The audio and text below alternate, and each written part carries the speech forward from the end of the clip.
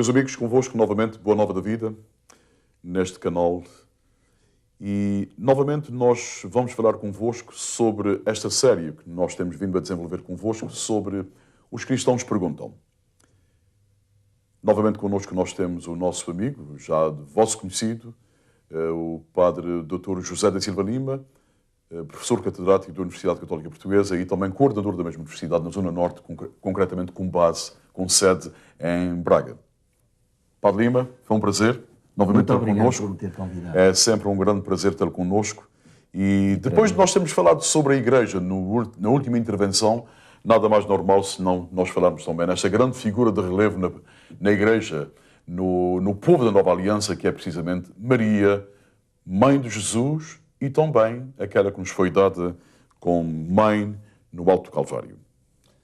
Antes de fazer a primeira pergunta ao Padre José de Lima, para dar uma resposta aos cristãos que perguntam, eu gostaria de sublinhar que este nome Maria, talvez o nome mais conhecido da nossa gente e, por vezes, talvez, nem sempre apreciado, às vezes mudamos com facilidade para outro nome. Maria vem da palavra Miriam, que significa maravilha. Vamos falar desta maravilha que foi a Mãe de Jesus. Quem foi a Virgem Maria? Exatamente, quando colocamos assim a pergunta, imediatamente pensamos numa identidade muito específica. É uma rapariga, é uma jovem que desenvolve uma caminhada em Nazaré, é uma filha, digamos assim, é uma pessoa da nossa raça e tem um nome, o que dizia, o nome de Maria.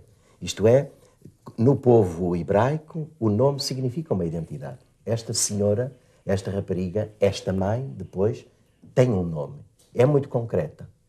E é talvez por isso que eu gostaria de começar por aqui, exatamente. É talvez por isso que ela vai ter um lugar de relevo no povo de Deus, na Igreja de hoje. Porque, no fundo, é uma rapariga, como muitas outras raparigas, mas com um perfil muito específico, com uma caminhada na sua vida, uma caminhada pequena até, como as mulheres do seu tempo, mas que têm determinados horizontes, têm determinadas características. E é interessante que, ainda hoje, nós o dizemos assim, o povo de Deus a chama assim, e desde o princípio, o primeiro título que se deu à Virgem Maria foi exatamente o título de mãe. Mãe de Deus, em primeiro lugar. Mas sabendo nós, pela revelação, pelos textos do Novo Testamento, que ela nos foi entregue como mãe também. E é interessante ver como a Virgem Maria aparece nesta proximidade muito concreta das pessoas. E por isso vai ter um relevo muito grande nas práticas devocionais do povo. Muitas vezes o povo de Deus não vai tanto, voltar-se imediatamente para Deus, e até tem alguma, ainda com as nossas raízes judaicas, até temos algum medo, algum temor de falar para Deus, porque acreditamos em Deus como alguém distante. Mas quando apanhamos, desculpem a expressão, mas quando apanhamos assim alguém da nossa raça, muito próximo de nós, que compartilha connosco as dificuldades e que Deus nos entrega como nossa mãe também, então nós somos muito assíduos na frequência desta Mãe de Deus e nossa Mãe para lhe pedirmos isto, para lhe pedirmos aquilo. Eu creio que está aqui. O povo de Deus muito rapidamente entendeu isto. Como sabem, desde o Concílio de Éfeso, em 325, a polémica estava instaurada, porque se dizia, bem, Maria é a mãe de Cristo ou é a mãe de Deus? Ora, muito rapidamente a reflexão chegou aí no Concílio de Éfeso. Se é mãe de Cristo, é mãe de Deus, porque Cristo é Deus. De forma que o povo de Deus, a partir daí, sempre teve esta atitude muito filial para com a mãe.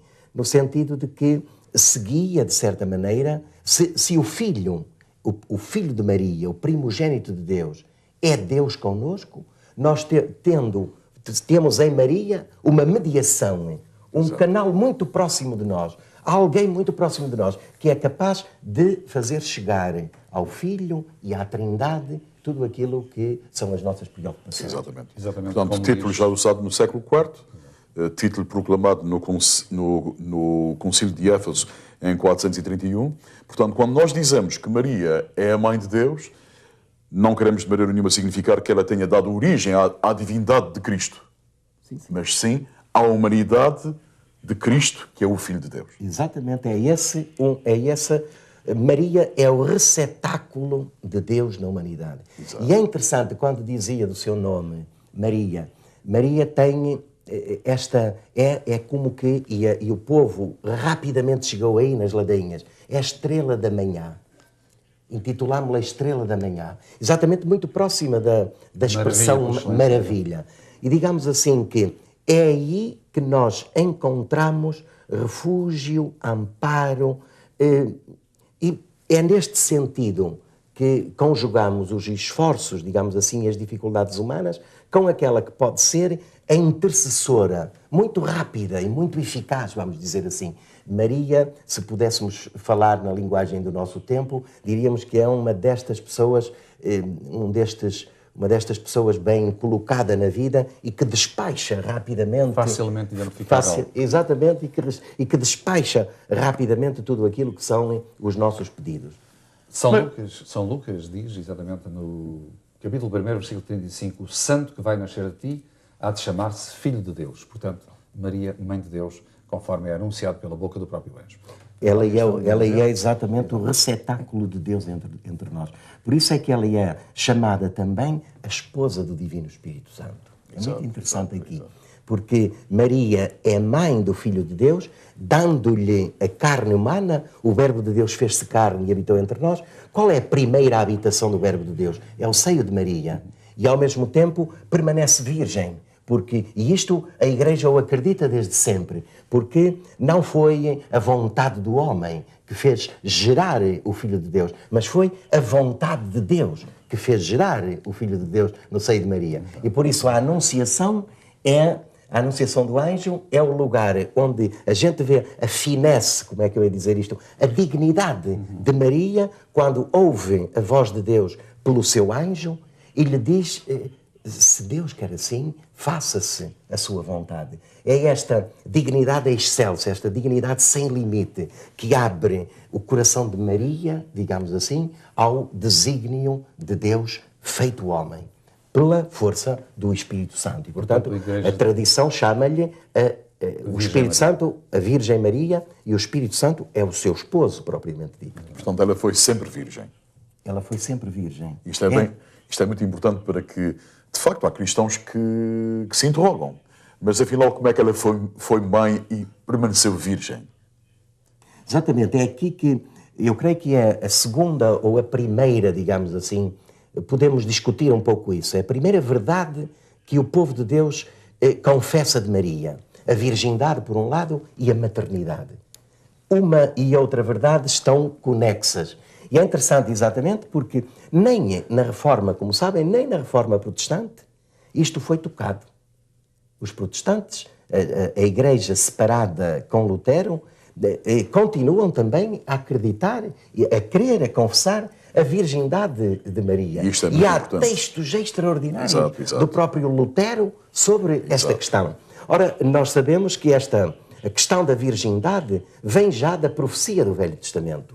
Quando lemos, se a memória me não falha, é Isaías no capítulo 7, que é a profecia messiânica, e diz-se exatamente isso, que uma virgem conceberá e dará à luz um filho. O que depois vai acontecer, como relatam os evangelhos de infância. Exato. Portanto, Maria é chamada virgem porque não houve realmente intervenção humana para a concepção do seu filho. Exatamente. É fruto do Espírito. E ela interroga, é muito interessante isto, porque Maria é uma pessoa da nossa raça. Como nós, também ela interroga Deus. E interroga Deus por uma voz, que é a voz do anjo. O anjo diz-lhe, Maria, tu achaste graça diante de Deus. E ela diz-lhe, mas como vai ser isso se eu não conheço o homem? E é neste diálogo com o próprio Deus que Maria encontra o plano salvífico de Deus. É toda justa, toda bela, toda pura, porque ajustou-se perfeitamente ao plano de Deus e disse sim à entrada de Deus no mundo. O santo que vai nascer de ti será chamado Filho do Altíssimo. Exatamente.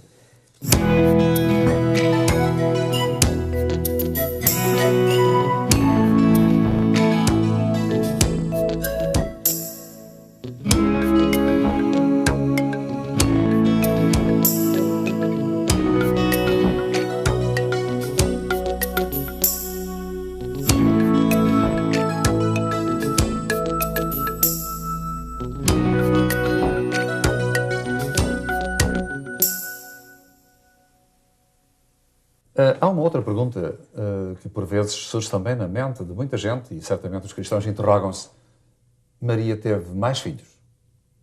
Naturalmente que a nossa tradição, a tradição católica, diz que não. A tradição católica, o único...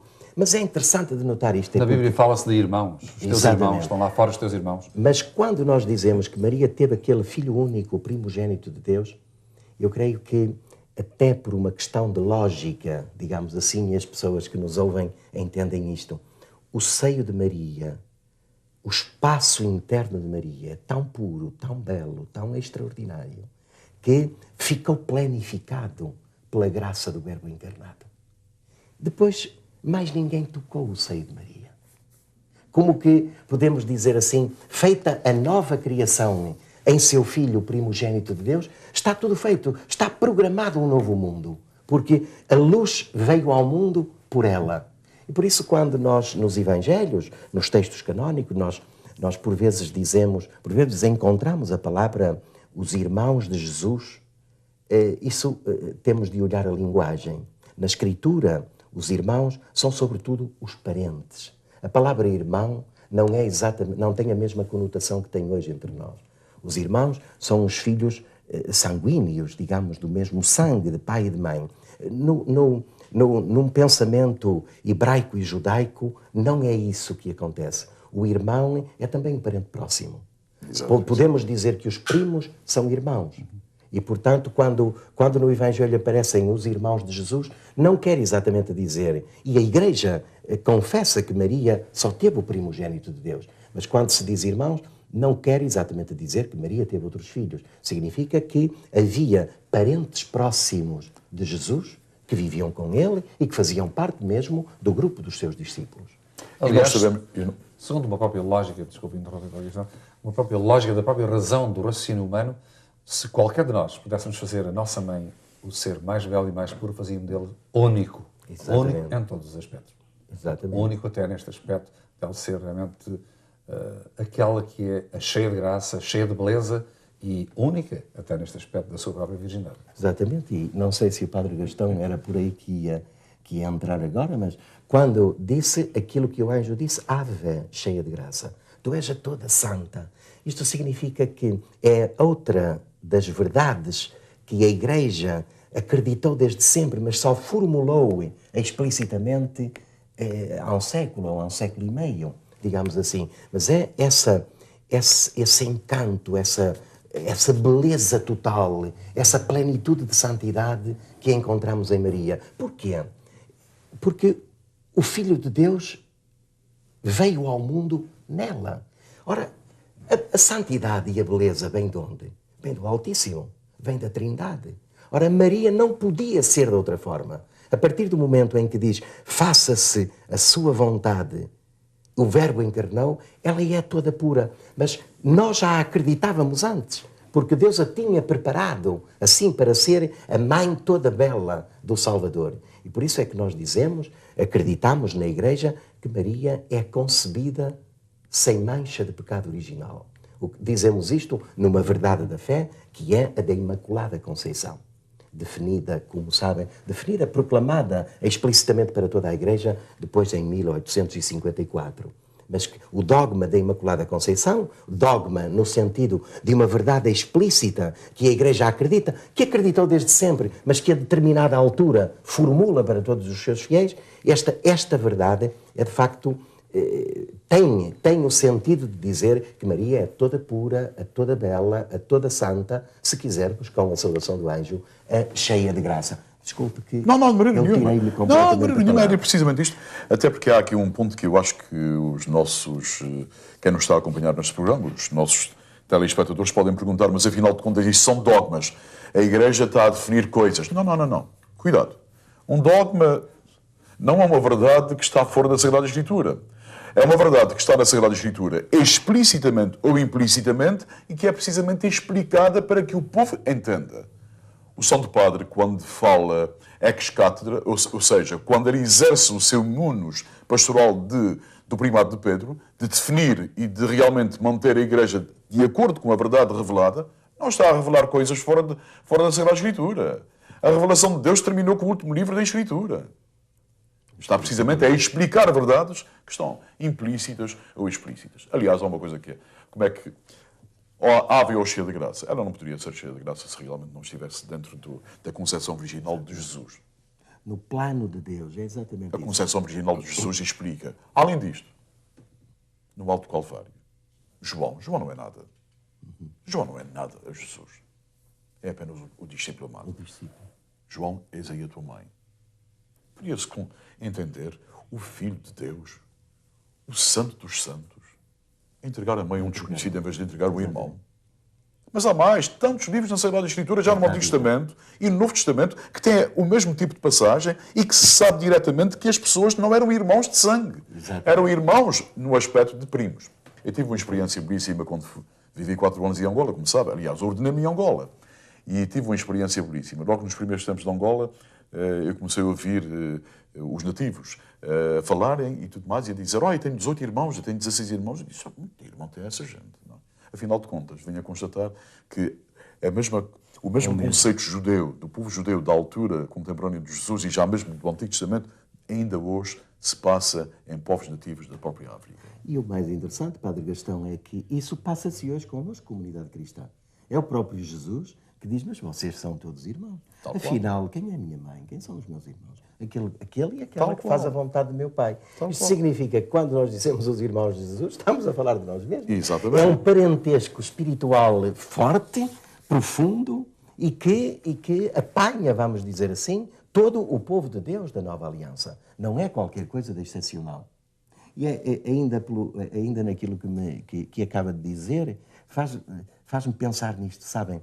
Parece-me que Maria é aquela exceção das criaturas na qual Deus diz à humanidade, quando eu criei homem e mulher à imagem, à nossa imagem, diz Deus, eu criei-os assim, como Maria.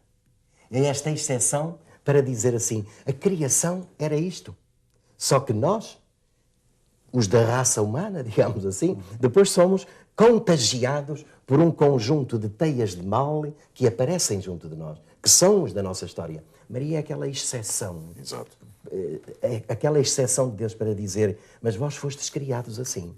E agora, no Filho de Maria, podeis ter acesso de novo a esta identidade sem mácula, a esta identidade toda santa como Maria. Eu creio que é por isso que o povo de Deus entende que Maria é exemplo.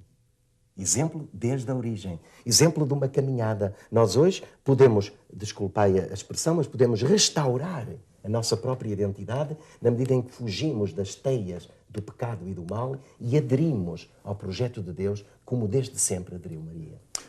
Pois estamos a desenvolver o tema de Maria no mistério de Cristo e estamos a procurar convosco, portanto, identificar esta grande mulher, tal como o João Coelho no princípio dizia, esta mulher chamada Miriam, que quer dizer maravilha de Deus. Já voltamos.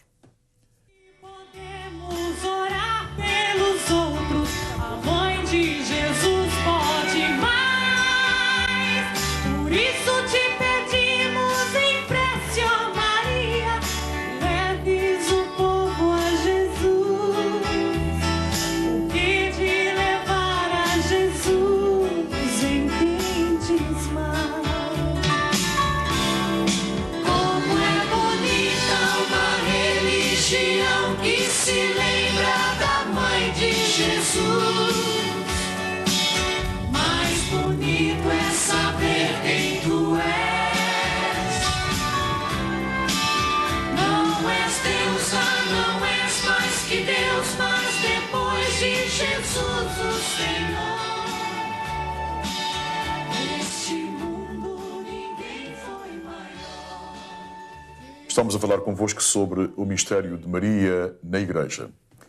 E vamos continuar, meus amigos, a falar convosco sobre Maria concebida sem pecado original. É assim que, de facto, nós cristãos nos pronunciamos com a Igreja e, ao mesmo tempo, nós vamos falar convosco por qual é a razão que nós dizemos isto. E certamente que vós já estáis a pensar, ao aprofundar as palavras do anjo, ave, ó cheia de graça. A tradição pode exprimir precisamente aí Não só ela imaculada, como também já a maneira como ela saiu desta vida terrena que todos nós vivemos, a sua assunção. Padre José de Lima, de facto, ela foi imaculada? Imaculada é uma das verdades da fé mais extraordinárias. A verdade da fé relativa à Maria. Isso significa para nós, creio eu, que à partida nós acreditamos que esta mulher foi aquela que esteve voltada para Deus desde o início da sua vida até ao fim da sua vida. Isto é, entre nós há alguns momentos de pausa. O comum da humanidade tem momentos de pausa em relação à sua fidelidade a Deus. Maria nunca teve pausa na fidelidade a Deus. Isto significa que desde pequena, desde tenrinha, desde bebé, digamos assim, ela foi querida por Deus como mãe do Senhor. E neste sentido, então, foi preservada, e a proclamação desta verdade é assim que fala, foi preservada da mancha do pecado original. O que significa isto, propriamente? Significa, nós hoje estamos metidos, estamos mergulhados na teia do pecado, nestas teias que nos circundam e que nos fazem ser como somos. Exato. Maria não, Maria esteve voltada para Deus desde a sua concepção. Também nela, digamos assim, estas amarras ao pecado e ao mistério do mal não foram nela, não estiveram nela. Ela esteve sempre voltada para o seu Criador. E é neste sentido que a Imaculada Conceição, quando nós lhe chamamos Imaculada Conceição, e ela depois em Lourdes diz a Bernadette, exatamente, eu sou a Imaculada Conceição, eu creio que o povo cristão acredita que ela foi o projeto de Deus desde sempre para que o seu Filho unigênito tomasse a carne humana. Por isso, Imaculada também na sua conceição. Exato, É um exato. pouco isto. Se me dá licença, eu leio uma pequeníssima passagem de São Paulo aos Efésios, no seu capítulo 1, versículos 3 a 6. Diz assim: Bendito seja Deus, Pai do nosso Senhor Jesus Cristo, que nos céus nos encheu de toda a espécie de bênçãos espirituais em Cristo. Foi assim que nele nos escolheu antes da criação do mundo, para sermos, na caridade, santos e irrepreensíveis diante dele. Destinou-nos de antemão a que nos tornássemos seus filhos adotivos por Jesus Cristo. Assim aprove à sua vontade, para que fosse enaltecida a glória da sua graça, com a qual nos favoreceu em seu Filho muito amado. É desta graça, precisamente aqui expressa na palavra da Escritura, que de facto Maria foi cumulada de todas as graças desde o momento da sua concepção. Exatamente, e é colocada, digamos assim, na esfera da humanidade como mãe do Redentor, como aquela exceção que nos faz olhar para ela como modelo. E eu creio que é aqui a Imaculada Conceição, esta verdade relativa à Imaculada Conceição, é possível que seja hoje um lugar de alguma interrogação para nós homens e para as mulheres deste tempo. Porque o plano de Deus sobre nós é um plano de santidade. O plano de Deus sobre nós é um plano de ajuste à sua vontade. Ora, Maria é aquela exceção primeira que, de facto, conseguiu estar sempre voltada para o seu Senhor. Eu creio que temos aqui homens e mulheres, um exemplo e um modelo, e nós acreditámo-lo porque a toda a hora, todos os dias, nós lhe rezamos. E rezamos, Imaculada Conceição, rogai por nós. Eu creio que nós não podemos sair assim tão facilmente desta teia do pecado, mas com a ajuda de Maria e o auxílio de Maria, nós podemos ser cada vez mais santos. E renovamos a profecia dela. E todas as gerações me chamarão bem-aventurada. Exatamente. E todos nós, sempre que nos reunimos em oração para celebrar os mistérios de Deus e também o mistério de Maria na Igreja, nós estamos precisamente a renovar esta mesma profecia. Exatamente. E o que li em Efésios, Maria é para o mundo, na sua Imaculada Conceição e nos mistérios que a envolvem, é para o mundo uma bênção também. Ela é a portadora da grande bênção de Deus, que é o seu Filho unigênito, trazido, nascido dela. E ela própria, como ventre puríssimo, é esta bênção de mulher espalhada por todo o mundo. Eu creio que há também aqui, eu não sei se estão de acordo comigo, há também aqui o encanto desta mãe que é bela porque o seu coração está voltado para Deus. A beleza não vem de outras coisas. a beleza não vem de cosméticos, mas a beleza vem como reflexo de uma atitude. Esta atitude original que é a da criatura frente ao seu Criador. A beleza vem de Deus. E por isso nós dizemos Maria toda bela, como diz a tradição, Maria tota pulcra, toda bela. Toda bela, exato. Creio que está aqui, voltada a Deus, ela é o reflexo da beleza de Deus. Por isso nós gostamos de olhar para ela. E eu entendo-me e entendo os fiéis da Igreja que, diante de uma imagem de Nossa Senhora, diante de um símbolo, de um sinal de Nossa Senhora, olham para ela como toda bela e pedem ao Senhor, pedimos ao Senhor que sejamos como ela. Isto é muito importante porque, afinal de contas, ela não é deusa. Ela não é deusa. É a nossa irmã mais velha. É aquela que nos ensina a dar o sim ao plano de Deus. E isto é muito importante porque às vezes os cristãos se interrogam devido a certos grupos religiosos que têm uma visão completamente desfocada das Escrituras. E então nós devemos dizer que tudo em Maria vem da graça de Deus. Tudo. Tudo vem da graça de Deus, nada dela. E a partir daí é que ela realmente é a mãe dos cristãos, a mãe da Igreja. Porque ela nos ensina a caminhar para o seu Filho e o nosso Redentor, Jesus Cristo. Interessante, e não sei se pensam como eu, mas o fim de Maria é também um exemplo para nós. E é uma esperança para nós. É, digamos, a última verdade que a Igreja definiu, digamos, como verdade mariana, que é a da Assunção. Maria é elevada ao céu em corpo e alma. Interessante, é uma esperança para a humanidade. A humanidade estará no seio de Deus como Maria. Nós não somos voltados ao fracasso, à derrota, à morte, mas Maria vai na frente para nos dizer o vosso lugar é também o paraíso. Exato, exato. Eu como que vejo aqui assim digamos assim, um ver até do lado interior das próprias coisas. Deus cria novamente, ou Deus recria em Maria a pureza da sua imagem, da sua criação inicial. Porque nós costumamos dizer tal pai, tal filho, tal mãe, tal filha. Aqui passa-se exatamente ao contrário. Tal filho, tal mãe. Tal como Cristo, assim Maria. Ela é aquilo que, numa linguagem um bocado mais, talvez mais cara, é um holograma. Ela é uma reprodução total. Não é apenas um espelho, uma imagem que se reflete, mas ela própria é. E tal como Cristo, que foi em tudo igual a nós, exceto no mal, da mãe, este holograma de Cristo, esta representação total, em tudo igual a nós, exceto no mal. Exato. E sempre pela graça de Cristo. Pela graça de Deus. O mais interessante, sempre pela graça de Cristo. E a Igreja, ao dizer as verdades, ao proclamar as verdades, teve sempre cuidado de dizer pela graça de Cristo. E por isso, como dizia o Padre Gastão, não se trata de uma deusa, trata-se de uma companheira, de uma mãe, toda santa e toda bela.